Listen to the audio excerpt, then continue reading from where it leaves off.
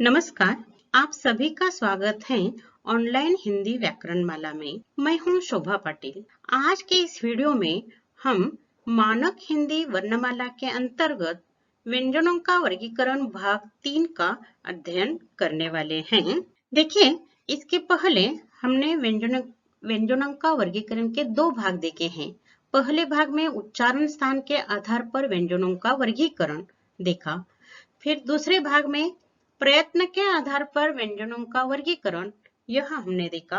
आज हम अन्य 3 प्रकार से व्यंजनों का वर्गीकरण किया जाता है, इसके बारे में अध्ययन करने वाले हैं।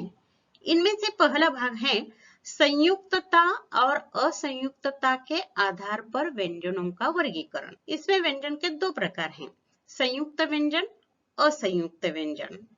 संयुक्त व्यंजन देखिए, जब एक से अधिक व्यंजन एक साथ आते हैं और उनके बीच के स्वर का लोप हो जाता है, तब उन्हें संयुक्त व्यंजन कहते हैं। संयुक्त व्यंजन में 2 प्रकार हैं। पहला प्रकार देखिए, इसमें विभिन्न प्रकार के व्यंजन एक दूसरे से मिलते हैं। जैसे देखिए, लग्न, यहाँ ग यह स्वर रहित व्यंजन है और न यह स्वर सहित व्यंजन उससे जोड़ा गया है। अगला देखिए, नगण्य, यहाँ का न देखिए ध्वनि ध और व है। क्रमांक, इसमें क और र है। पर्व, इसमें र व है। ख्याति, ख य है। ट्रक, यहाँ ट र। इस तरह विभिन्न प्रकार के व्यंजन एक दूसरे से जोड़कर अर्थपूर्ण शब्द तैयार किया जाता है। दूसरा संयुक्त व्यंजन का प्रकार है द्वित्व व्यंजन। ये संयुक्त व्यंजन का ही प्रकार है, परंतु इसमें देखिए 2 समान व्यंजनों का साथ साथ प्रयुक्त होना द्वित्व व्यंजन कहलाता है। देखिए, उत्तर, इसमें त एक दूसरे से जोड़कर बनाए गए हैं। सज्जा, ज यानी एक समान व्यंजन है, 2 व्यंजन है, इनमें से एक स्वर रहित है और एक स्वर सहित है, परंतु व्यंजन एक ही प्रकार का है। आसन्न, न आ गया है। उल्लेख, ल आ गया है। इसे द्वित्व संयुक्त व्यंजन कहते हैं। ये संयुक्त व्यंजन के 2 प्रकार हैं। पहला प्रकार है विभिन्न प्रकार के व्यंजन एक दूसरे से मिलकर शब्द तैयार होता है, और दूसरे प्रकार में एक समान व्यंजन एक दूसरे से प्रयुक्त होकर यह शब्द तैयार हो जाता है। और संयुक्तता असंयुक्तता के आधार का दूसरा प्रकार है असंयुक्त व्यंजन।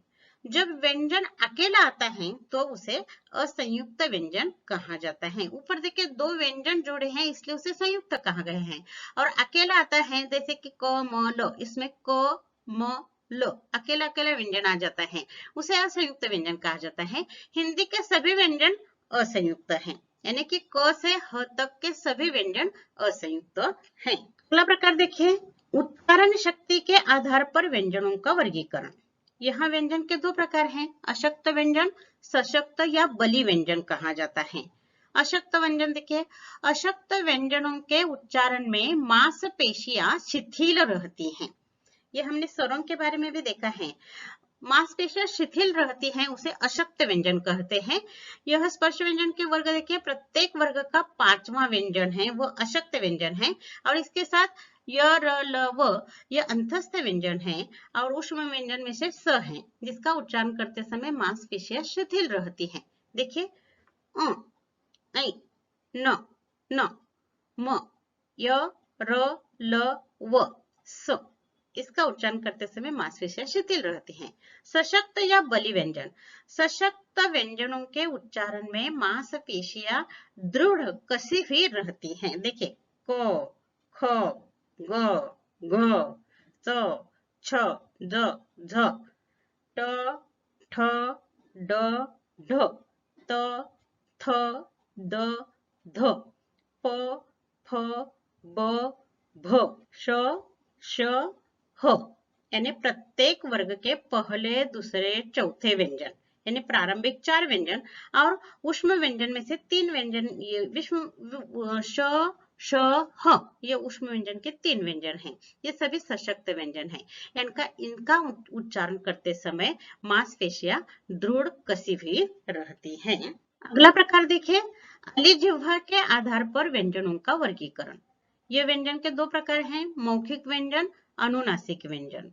अलिजिह्वा मतलब हमारे अंदर जो जिह्वा होती है, अली जिह्वा होती है, वो उच्चारण करते समय जब वायु बाहर निकलती है तो कभी मुख का छिद्र होता है उसे बंद करती है, कभी नाक का छिद्र बंद करती है जिह्वा, और उसी से वायु बाहर निकलते हैं। इसी के आधार पर मौखिक व्यंजन देखिए, जिन व्यंजनों के उच्चारण में वायु मुख से बाहर निकलती है उन्हें मौखिक व्यंजन कहते हैं। उस समय अली जिह्वा नाक का छिद्र बंद कर देती है और वायु मुख से बाहर निकलती है। और इसमें देखिए यह सभी व्यंजन हैं, अनुनासिक छोड़कर सभी वर्ग के सभी व्यंजन हैं। पहला वर्ग देखिए, क ख ग घ च छ ज झ ट ठ ड ढ त थ द ध प फ ब भ, ये र ल व यह अंतस्थ व्यंजन है। श श स ह यह ऊष्म व्यंजन है। ये सभी व्यंजन मौखिक व्यंजन है। इन व्यंजनों का उच्चारण करते समय वायु मुख से बाहर निकलती है, अली जिह्वा उस समय नाक का छिद्र बंद कर देती है।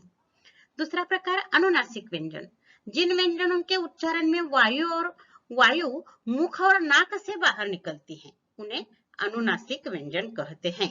इस समय अली जिह्वा कोई काम नहीं करती, मुख और नाक दोनों से वायु या हवा बाहर निकलती है। देखिए उच्चारण करके,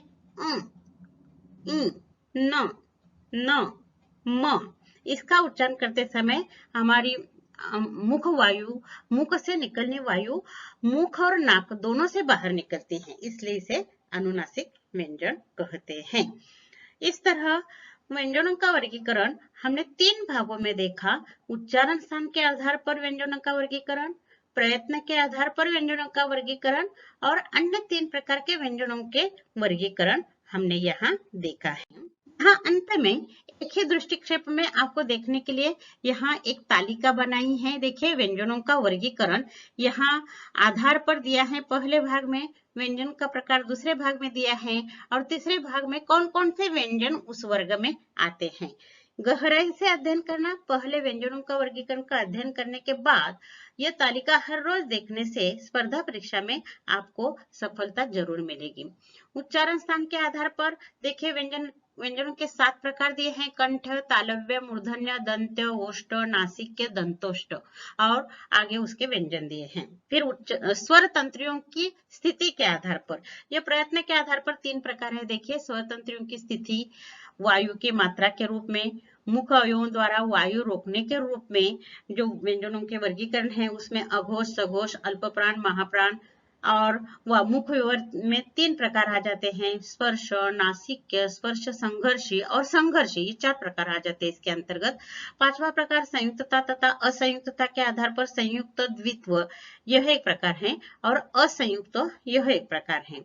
उच्चारण शक्ति के आधार पर अशक्त व्यंजन, सशक्त व्यंजन, अली जिह्वा के आधार पर मौखिक व्यंजन, अनुनासिक व्यंजन, और उसके अंतर्गत आने वाले सभी व्यंजन आगे दिए हैं। इसका अध्ययन बार बार यह तालिका पढ़ने से आपको व्यंजनों का वर्गीकरण यह भाग बिल्कुल कठिन नहीं लगेगा और हमेशा के लिए वह ध्यान में रहेगा।